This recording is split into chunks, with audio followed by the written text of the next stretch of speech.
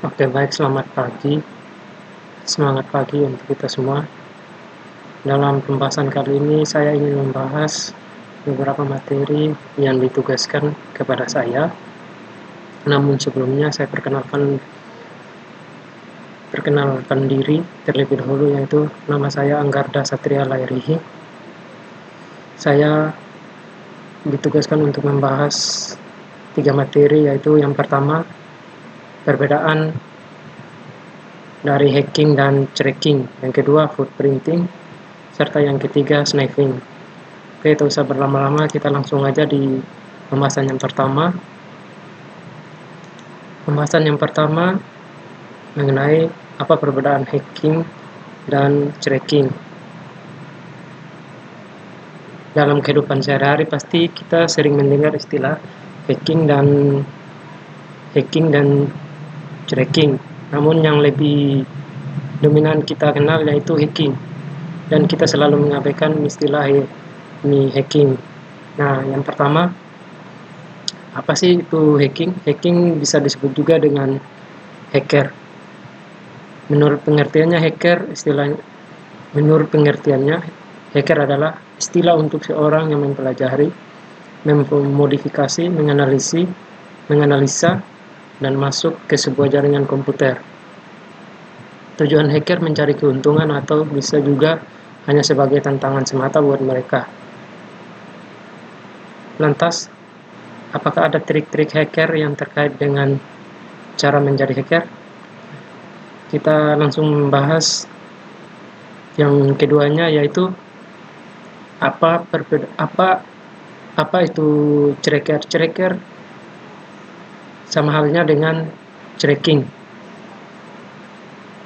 Nah, pengertian yang bisa diartikan adalah sebagai orang-orang yang memiliki kemampuan dalam bidang pemrograman dan dapat membuka sistem jaringan komputer, tapi dengan tujuan negatif.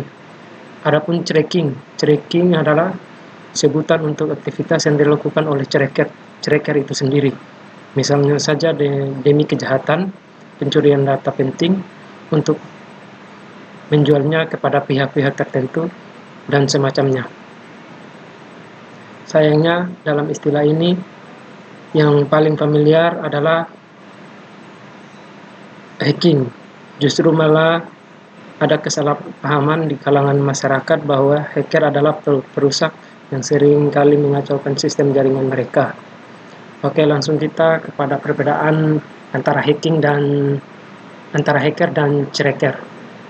Pada perbedaan yang pertama, dari cara kerja hacker serta tracker.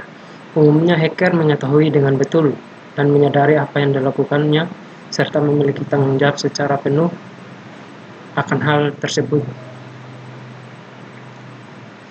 Dari cara kerja tracker, yaitu dengan sembunyi-sembunyi, karena apa yang dilakukannya adalah bersifat merusak, mengacak-ngacak, dan hal-hal negatif lainnya. Maka tracker pun harus melakukan pekerjaannya dengan berhati-hati. Oke, masuk pada perbedaan yang kedua adalah dari segi keterbukaan. Hacker memiliki komunitas yang jelas serta terbuka agar mereka bisa memperdalam lagi ilmu pemrograman mereka yang mereka miliki. Bahkan tracker juga tak segan-segan membagikan ilmu mereka kepada orang-orang yang layak dan serius menekuni dunia tersebut. Sedangkan tracker itu sendiri tidak seterbuka hacker. Komunitas yang ada sangat tertutup, tersembunyi, dan hanya dapat diakses oleh beberapa orang tertentu saja. Dan masuk pada perbedaan yang ketiga, yaitu yang mungkin bisa kita pahami, keduanya sangat ahli dalam hal komputerisasi dan juga pemrograman, tapi keduanya memiliki tujuan yang berbeda dan juga cara kerja yang berbeda pula. Sebetulnya istilah hacker dan tracker dibagi menjadi 2 jenis, yaitu ada white hat hacker dan juga black hat hacker. Dari istilahnya saja kita bisa mengambil suatu keputusan bahwa black lebih mengarah kepada kejahatan, dan white lebih mengarah pada kebenaran. Jadi jika kita simpulkan perbedaan yang ada pada hacker dan cracker di atas, tentunya lebih paham lagi bahwa tak selamanya hacker pun harus dipandang negatif, karena beberapa hacker justru melakukan tindakan positif yang dapat membantu pemerintah maupun masyarakat yang menangkap suatu kejahatan, maupun masyarakat untuk menangkap suatu kejahatan dan juga tindak kriminal.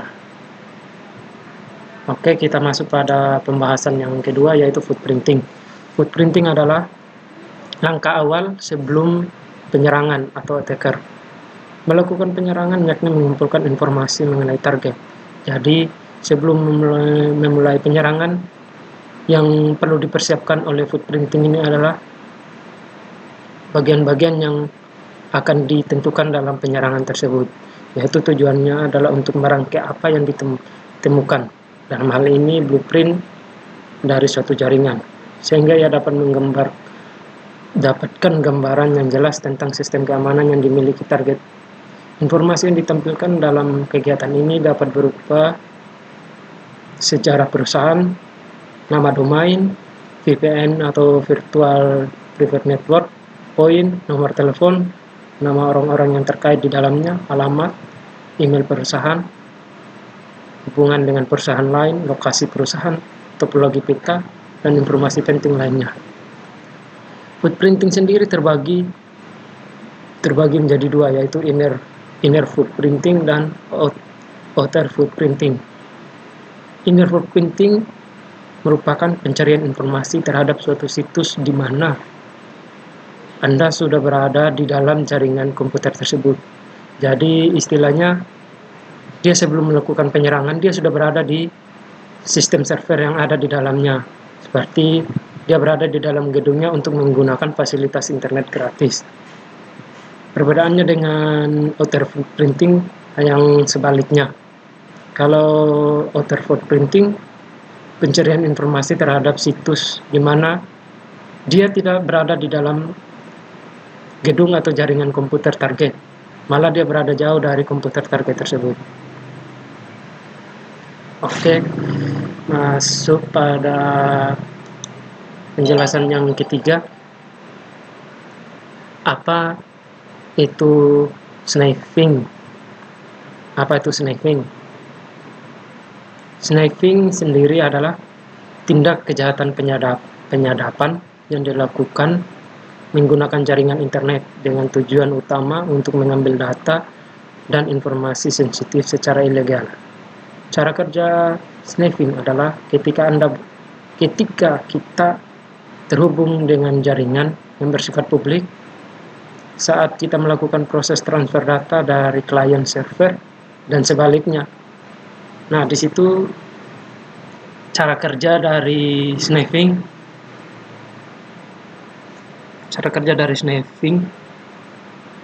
untuk menangkap paket-paket yang dikirimkan dengan cara ilegal menggunakan tools pembantu. Nah, dari jenis-jenis sniping dibagi menjadi dua, yaitu yang pertama passive sniping.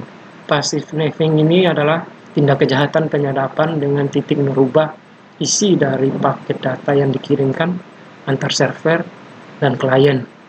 Sedangkan yang keduanya active sniping, yaitu kebalikan dari passive sniping.